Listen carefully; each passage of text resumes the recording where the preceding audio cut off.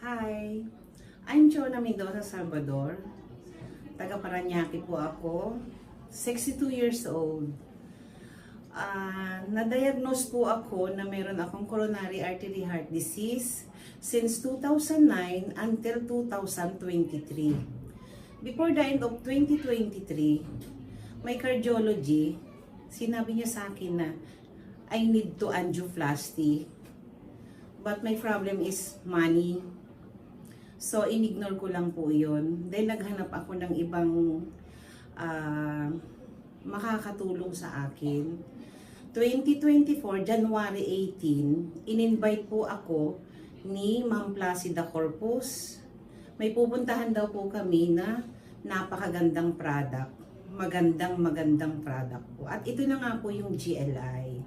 So, on the spot po, nag-pay in ako para makagamit po ako ng product ng GLI. Yun nga po yung oxygenated water. Nagtiyaga po ako sa box na 300, then 900 for almost a month. Then ng May, gumamit po ako ng tonic. So, kumbaga po, hindi madali yung paggamit ko kasi meron nga po akong gustong ma-prove sa sarili ko na ito na yung last na product na siguro ibinigay sa akin ni Lord. So, nag-thanks naman po ako kay Tita Vicky dahil dito sa pagkilala sa GLI. So, ngayon, yung August 1, na-diagnose po ako na nag-BP po ako ng 200/150. So, sabi po ng cardiology ko, kailangan ko daw po na magpa to the echo, stress test, at saka ECG. But the result po is filled po lahat. Then, kinausap niyo po uli ako, ang sabi niya sa akin, kailangan niyo na pong magpa-angiogram. So, August 29 po, sinet po namin yung angiogram. Siguro po, wala pang 5 minutes yun. Hindi po madali yung pinagdaanan ko kasi nagkaroon ako ng nervyos na tumaas yung aking BP. So, nag-relax lang po ako, yun ang sabi ng cardio ko. Then, after po nung matapos yung pag-angiogram ko, sinabi niya sa akin, "Mami, you are free of disease," sabi niya ganyan. But I said, thanks God. Kasi napakagaling po ng produkto.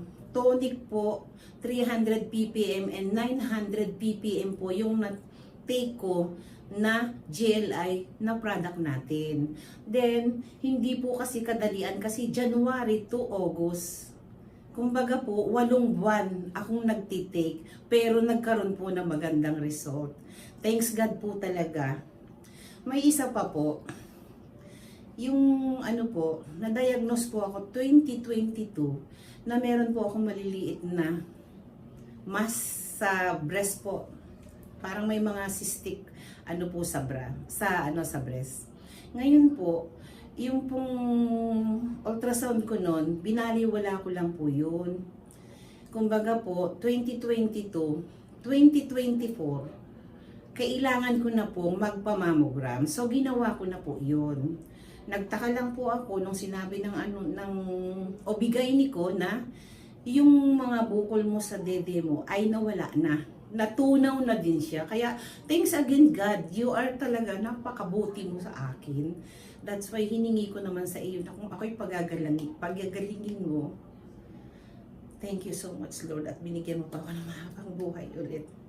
Doon po natapos yung testimony ko. Ngayon po, free of disease ako sa coronary artery heart disease at hindi na rin po tumataas ang blood pressure ko. Kaya po, try nyo na po siya. Huwag lang po kayong magmadali at talagang pagagalingin kayo pag hiniling nyo po. Salamat po ng marami sa GLI. We love GLI.